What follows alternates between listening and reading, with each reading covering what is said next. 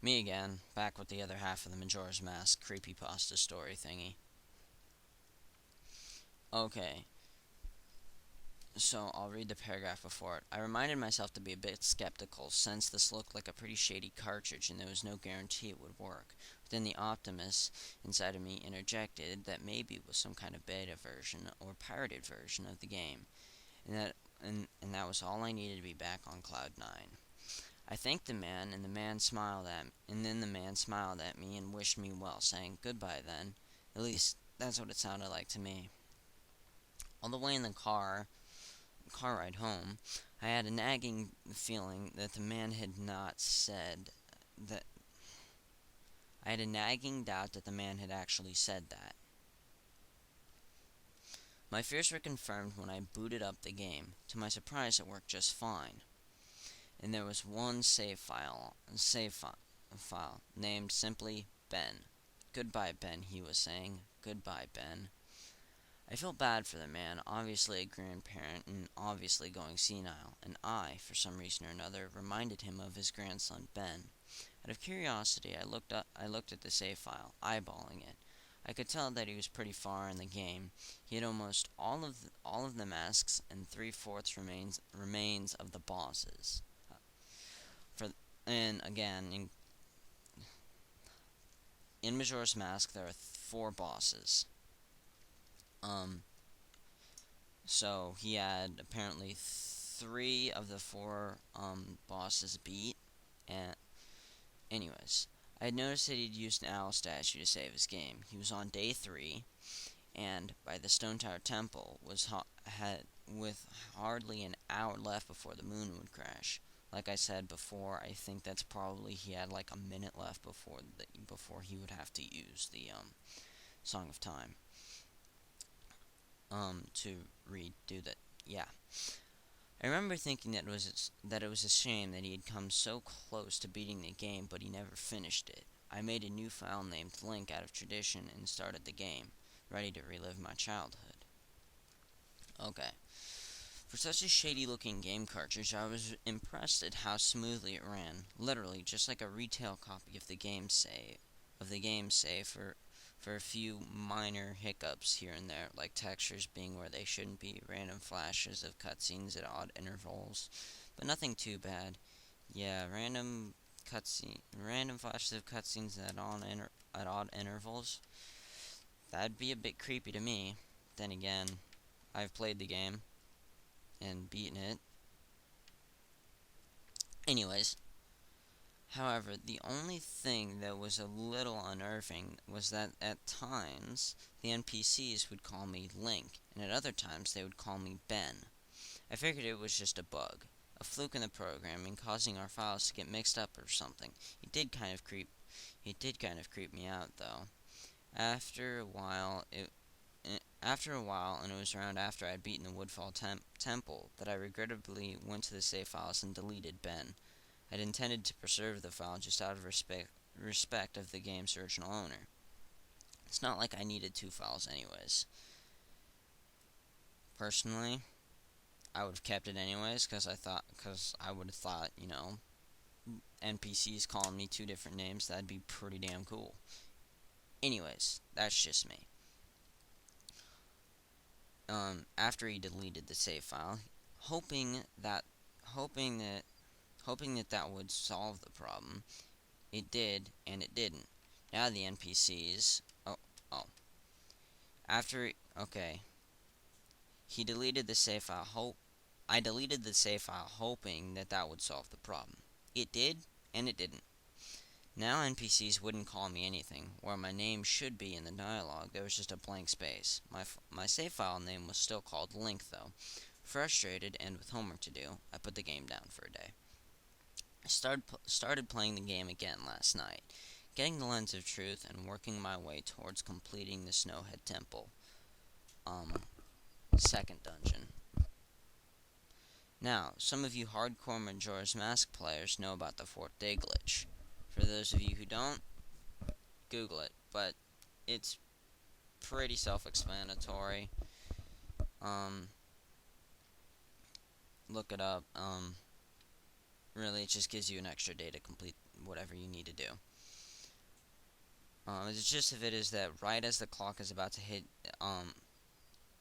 0 on the final day, you talk to the astronomer and look through the telescope. If you time it right, the countdown disappears, and you essentially have another day to finish whatever the hell you were doing. Deciding to do the glitch to try and finish the Snowhead Temple, I happened to get it right on the first try. And the time counter at the bottom disappeared. However, when I pressed B to exit the telescope, instead of being greeted by the astronomer, I found myself in the Majora boss fight room at the end of the game, the trippy box and arena. Again, spoiler alert. Majora's Mask is the final boss. So, yeah, in a trippy box scenario is putting it mildly. Anyways, staring at the Skull Kid hovering above me. There was no sound, just him floating in the air above me, and the background music, which was regular for the area but still creepy. Immediately, my palms began to sweat. This was definitely not normal. Skull Kid never appeared here. I tried moving around the area, and no matter where I went, Skull Kid would always be facing me, looking at me, not saying anything. Nothing would happen though, and this kept up for around 60 seconds. I thought the game had bugged or something, but I was beginning to doubt that very much.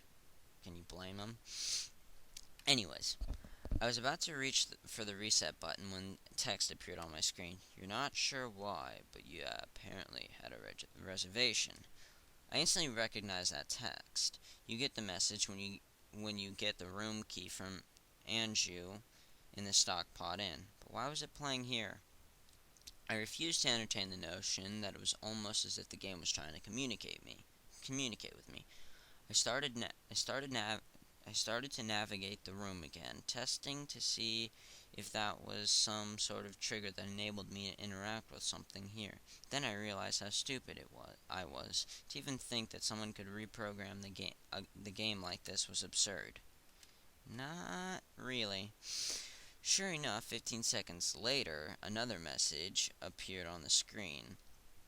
And again, like the first one, it was already a pre-existing phrase. Go to the lair of the temple's boss. It's a question, yes or no. That happens after you're in Majora's Mask. After you beat a boss, you have the ability to you can fight the bosses again,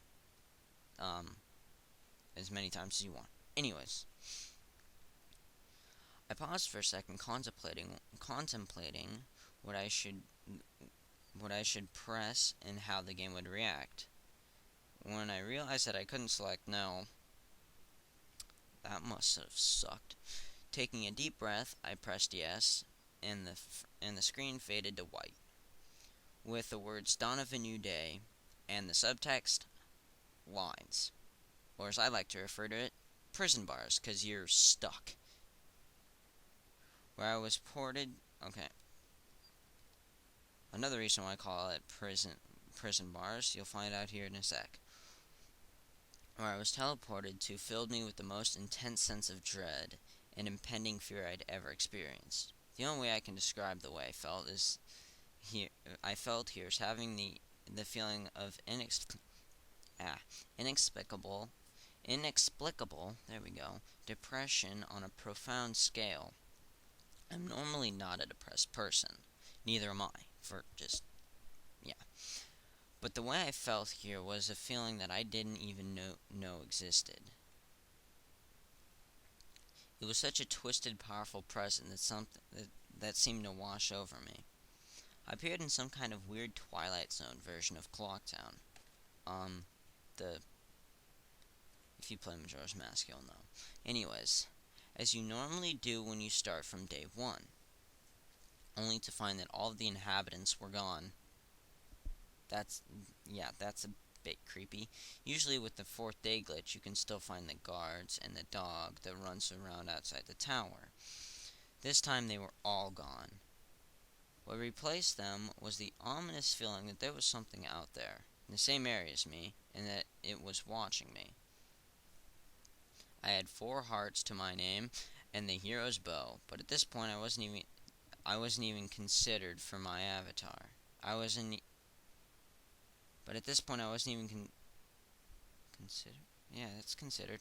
Well, anyways, considered for my avatar. I felt that I personally was in some kind of danger. Can you blame him? That is a bit creepy. Perhaps the most chilling thing was the music. It was the Song of Healing. Not really that creepy, but when it's in reverse, playing over and over and over again, that is a bit creepy. Yeah, ripped straight from the game itself, but played in reverse. The music would get louder, building up so as if you should expect something to pop out at you, but nothing ever did, and the constant loop began to wear on my mental side. It would wear on my mental side too. Anyways, every now and then I would hear the faint laugh of the happy masked salesman in the background, just quiet enough so that I wasn't sure if I was hearing things, but just loud enough to keep me determined to find him. I looked in all 4 zones of Clocktown, only to find nothing, no one. Textures were missing, West Clocktown had me walking on air. The entire area felt broken, hopelessly broken. As the reverse Song of Time repeated for what must have been the 50th time, I remember standing in the middle of South Clocktown and realizing that I had never felt so alone in a video game before. Yeah, that is a bit creepy. Oh, I gotta stop the video here. I'll pick up again in another video. Later.